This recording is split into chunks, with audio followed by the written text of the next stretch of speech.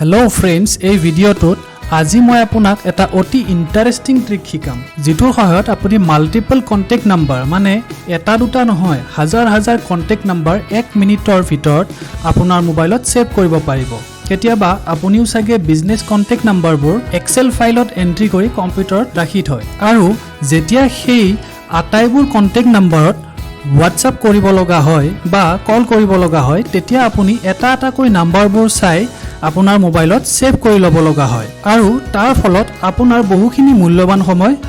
এনেই নষ্ট হয় কেনেকৈ এটা এক্সেল ফাইলত এন্ট্ৰি কৰা কন্টেক্ট নাম্বাৰবোৰ অটোমেটিক্যালি মোবাইলত সেভ কৰিব পাৰি সেইটোকে আজি মই এই ভিডিওটোৰ যোগেদি আপোনাক দেখুৱাম স্কিপ নকৰাকৈ ভিডিওটো শেষলৈ চাওক হেল্ল ফ্ৰেণ্ডছ মই কুলদীপ আৰু আপোনালোকে চাই আছে অসমীয়া টেকনিক্যাল ইউটিউব চেনেল শিকোৱা হওক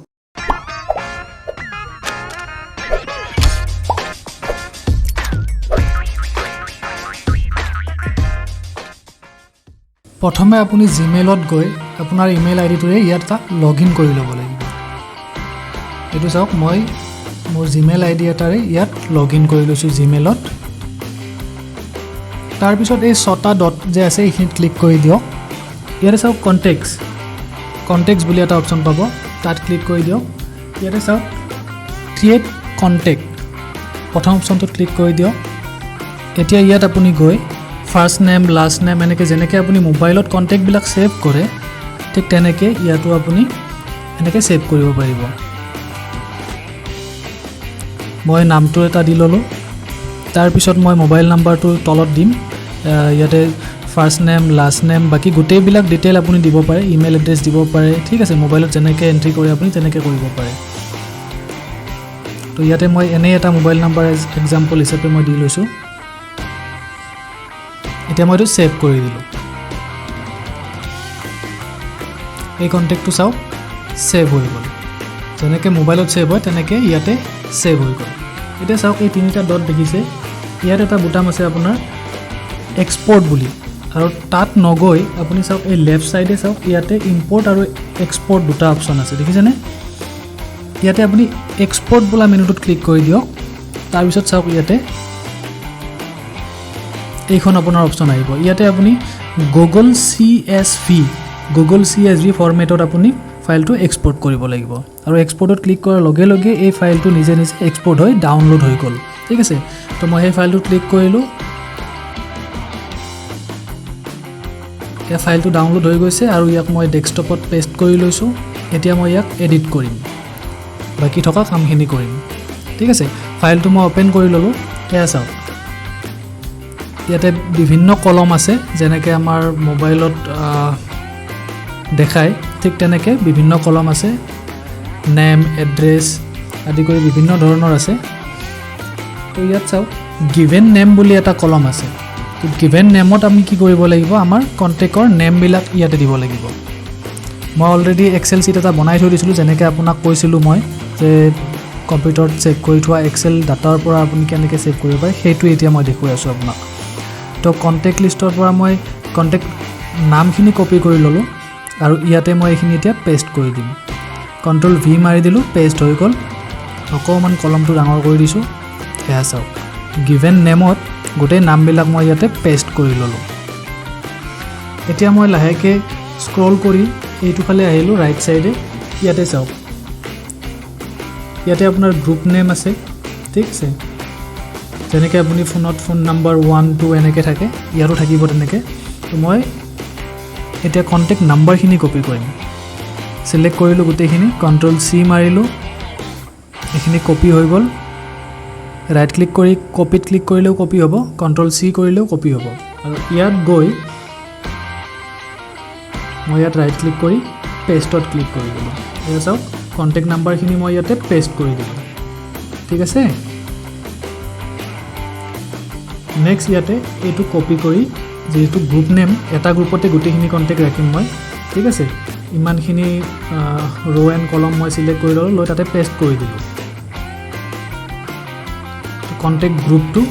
এটাই থাকিব এইটো গ্ৰুপৰ আন্ডাৰত ইমানখিনি নাম্বাৰ থাকিব ঠিক আছে এটা নেক্সট কামটো আমাৰ হ'ব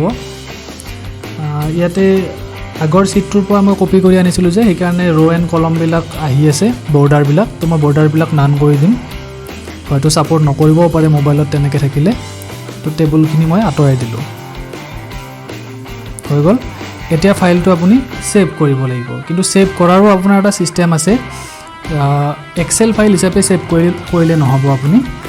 এটো কেনেকৈ সেভ কৰিব লাগে মই কৈ আছো F12 প্ৰেছ কৰি দিয়ক তেতিয়া আপোনাৰ সেভ এজ বক্সখন আহিব সেভ এজ মেনুখন আহিব আপোনাৰ F12 প্ৰেছ কৰিলে তাৰ পিছত আপুনি ইয়াতে ফৰমেটটো এইটো ফৰমেটত দিব লাগিব চাই লওক ঠিক আছে CSV এই ফৰমেটটো চাই লওক এইটো ফৰমেটত ইয়েস কৰি দিয়ক ফাইলটো সেভ হৈ গ'ল এতিয়া মই ইয়াক ক্লোজ কৰি দিলো এতিয়া মই আকৌ কন্টেক্টত যাম ইমেইল এড্ৰেছত গৈ চাওক আগৰ এইটো কন্টেক্ট হয় মই আগতে যেটো সেভ কৰিছিলো এতিয়া মই নতুনকৈ যিখিনি ডাটা শীট বনালো সেইখিনি মই ইম্পোৰ্ট কৰিম ইম্পোৰ্টত ক্লিক কৰিলো ফাইলটো এতিয়া মই সিলেক্ট কৰিম এটো মই ডেস্কটপত থৈছিলো এইটো ফাইল ওকে এতিয়া মই ইম্পোৰ্টত ক্লিক কৰি দিম ইম্পোৰ্টত ক্লিক কৰাৰ লগে লগে চাওক অটোমেটিক্যালি এটো ইম্পোৰ্ট হৈ গ'ল আৰু চাওক ইমানখিনি নাম্বাৰ একেলগে গোটেইখিনি আহি গ'ল আপুনি নাভাবিব যে এইখিনি নাম্বাৰ অকল আপোনাৰ জিমেইলতে থাকিব মানে গুগলতো অপচন আছে আমাৰ যেটো ইমেইল আইডি আপুনি মোবাইলত লগইন কৰি থব সেই ইমেইল আইডিটো আপুনি জিয়ে নকৰক কিয় গোটেইখিনি এক্টিভিটি আপোনাৰ মোবাইলতো থাকিব আৰু আপোনাৰ ল্যাপটপ বা পিসিটো থাকিব গতিকে ইয়াত আপুনি যিখিনি কন্টেক্ট এতিয়া সেভ কৰিলে এক্সেল ডাটাৰ পৰা আপুনি ইম্পোৰ্ট কৰিলে সেইখিনি ডাটা কেনেকৈ আপুনি মোবাইলত চাব পাৰিব মই সেইটো আপোনাক দেখুৱাই আছো খিনি কাটি দিলো এতিয়া মই আইছো মোবাইল স্ক্ৰিনত এটো মোৰ মোবাইলটো আপুনি মনত ৰাখিব লাগিব এইটো কথা যে আপোনাৰ যেটো ইমেইল আইডিত আপুনি এই কামখিনি কৰিলে অকমান আগতে ইম্পোৰ্ট এক্সপোৰ্টৰ তো সেই ইমেইল আইডিটোৱে মোবাইলতো আপোনাৰ লগইন হৈ থাকিব লাগিব ঠিক আছে মই দেখুৱাই আছো কেনেকৈ লগইন কৰিব এয়া চাওক মই কন্টেক্ট যিখিনি সেভ কৰিছিলো মই মোবাইলতো আহিছে মই দেখুৱাই আছো সাৰ্চ কৰি দেখুৱাই দিম মই মাই কন্টেক্ট বুলি ৰাখিছিলো মই গ্ৰুপটো চাওক মাই কন্টেক্ট টাইপ কৰাৰ লগে লগে ইয়াতে চাওক গোটেইখিনি নাম্বাৰ আপোনাৰ দেখা দিছে যিমানখিনি নাম্বাৰ মাই কন্টেক্ট গ্ৰুপত আছিল গোটেইখিনি নাম্বাৰ ইয়াতে মোৰ মোবাইলতো আহি গৈছে এয়া চাওক বহুতখিনি নাম্বাৰ ইয়াতে আহি গৈছে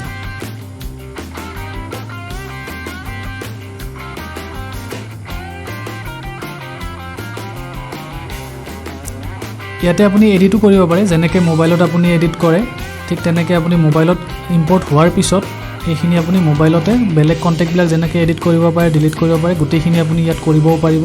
ঠিক আছে ইয়াতে এডিট অপচনত গ'ল আপুনি নামো চেঞ্জ কৰিব পাৰে ঠিক আছে ফোন নাম্বাৰ চেঞ্জ কৰিব পাৰে বাকি ডিটেইলটো যদি আপুনি ৰাখিব বিচাৰে গোটেইখিনি ৰাখিব পাৰে তাৰপিছত সেভ কৰি দিলে হ'ল তো ইমান সুন্দৰকৈ আপোনাৰ এটা জিমেইল আইডিৰ সহায়ত আপুনি আপোনাৰ কম্পিউটাৰত থকা এক্সেল শীটটোৰ ডাটাখিনি আপোনাৰ এজ এ কন্টেক্ট নাম্বাৰ আপোনাৰ মোবাইলত আহি যাব যেটো ইমেইল আইডিত আপুনি এক্সেল শীটৰ পৰা ইম্পোৰ্ট কৰিছিলে সেই ইমেইল আইডিটো আপোনাৰ মোবাইলত লগইন হৈ থাকিব লাগিব তো ফ্ৰেন্ডছ আশা কৰোঁ গোটেইখিনি ভালদৰে বুজি পালে ফ্ৰেন্ডছ আপুনি যদি মোৰ চেনেলটোত প্ৰথমবাৰৰ বাবে আহিছে চেনেলটো সাবস্ক্ৰাইব কৰিবলৈ নাপাহৰিব ভিডিঅটো যদি ভাল লাগিলে লাইক কমেন্ট নিশ্চয় কৰিব নেক্সট ভিডিঅ'ত আকৌ এটা ইন্টাৰেষ্টিং টপিক লৈ আহিম তেতিয়ালৈকে বাই বাই